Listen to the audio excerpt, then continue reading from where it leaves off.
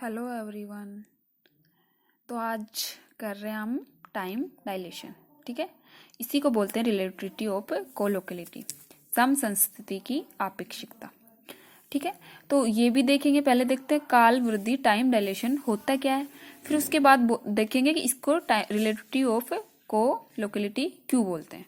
ठीक है, तो सेम एज इट इज जो हमने इसे फर्स्ट टॉपिक किया लेंथ कॉन्ट्राडिक्शन, सेम उसी की तरह है। ठीक है, तो इसमें भी समझना। इसमें क्या होता है, वही दो फ्रेम ऑफ रेफरेंस लेंगे हम। ये हमारा एस फ्रेम है।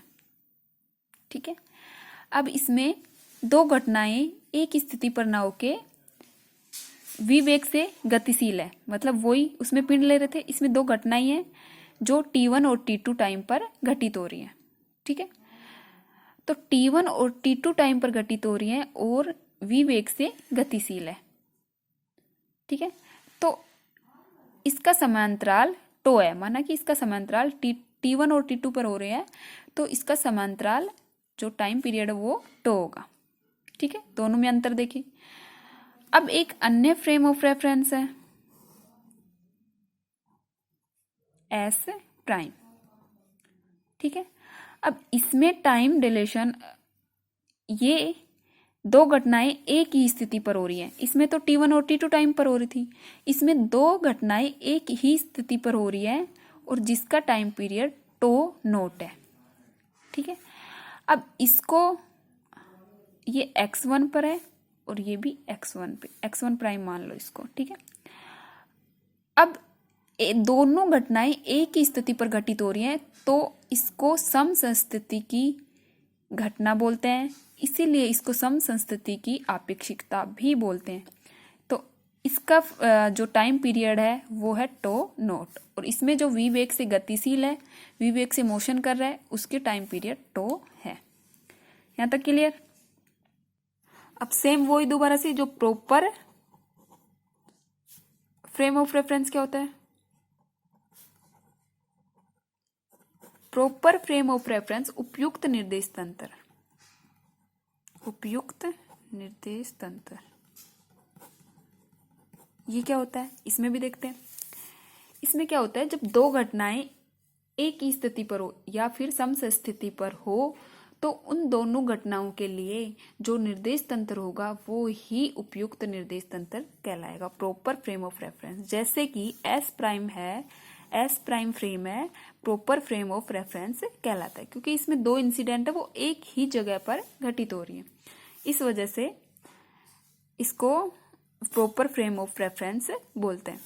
अब जो हमारा एस प्राइम फ्रेम है, सॉरी एस फ्रेम है, इसमें टाइम पीरियड, क्योंकि दो घटनाएं T1 और T2 पर हो रही है, तो टाइम पीरियड टो हमारे पास क्या आ जाएगा, T2 माइनस T1 स्मॉल रह रहे।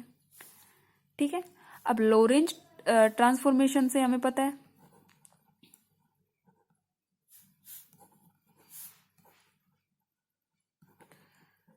लोरेंज ट्रांसफॉर्मेशन से टाइम में Lorentz transformation T1 equal to alpha T1 prime plus Vx1 by C square.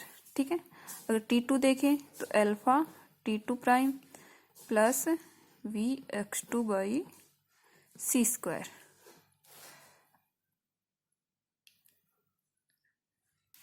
ये T2 के लिए भी हमारे लिए x1 ही आएगा, क्योंकि जो टाइम अंतराल निकल रहे एक ही पोजीशन पे हो रहा है x1 पे। ठीक है, अब ये तो हमारी घटना हो गई एस फ्रेम के लिए।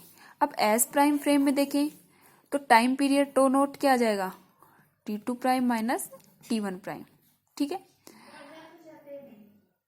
अब नेक्स्ट T1 और T2 प्राइम ये होता है, ये इक्वेशन हमारी फर्स्ट हो गई, ये इक्वेशन हमारी सेकंड हो गई, ये इक्वेशन थर्ड हो गई। इक्वेशन सेकंड की वैल्यू इक्वेशन 1 में पुट करेंगे, T1 और T2 की वैल्यू पुट करेंगे, तो टो क्या आ जाएगा हमारे पास, alpha T1 prime plus Vx1 by C square, यहाँ से minus alpha T2 prime plus Vx1 by C square. ठीक है, तो यहाँ भी अल्फा, यहाँ भी अल्फा, ये नेगेटिव, मतलब आगे खोल लो, अल्फा T1 प्राइम यहाँ से माइनस T2 प्राइम। ठीक है, सॉरी यहाँ T2 रखना था, T2, तो यहाँ T2 प्राइम और ये T1 प्राइम। ठीक है, तो T2 प्राइम और T1 प्राइम। अगर इसको लिखें plus Vx1/c² minus alpha Vx1/c², ये कैंसिल आउट। यहाँ से क्या निकला, alpha T2 minus T1 prime क्या है, बाई इक्वेशन 3 से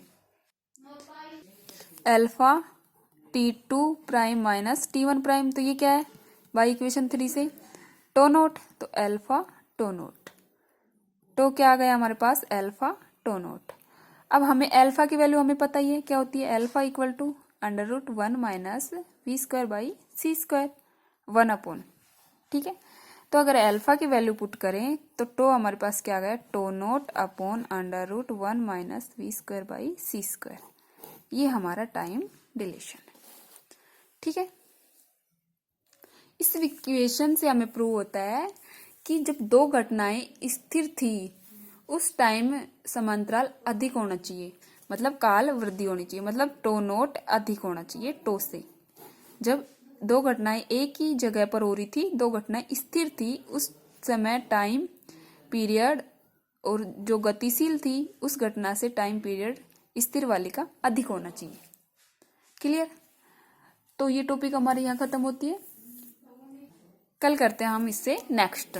ओके, नाउ बाय बाय।